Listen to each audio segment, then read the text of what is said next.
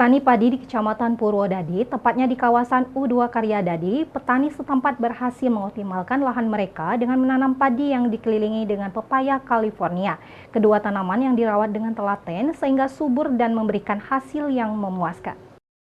Di Kecamatan Purwodadi, tepatnya di kawasan U2 Karyadadi, inovasi pertanian sedang menunjukkan hasil yang menggembirakan.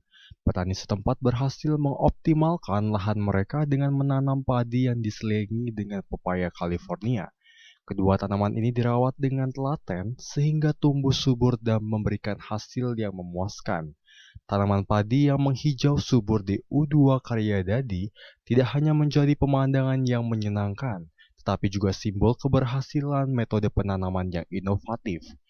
Di sepanjang pembatas sawah, deretan pepaya California berdiri kokoh, memberikan manfaat lebih dari sekedar panen buah. Penanaman pepaya di sekitar pembatas sawah padi memberikan dampak positif yang signifikan. Pohon pepaya bertindak sebagai perlindung alami bagi tanaman padi dari angin kencang dan sinar matahari yang berlebihan. Selain itu, akar pepaya membantu mencegah erosi tanah dan menjaga kelembapan sehingga menciptakan kondisi ideal bagi pertumbuhan padi.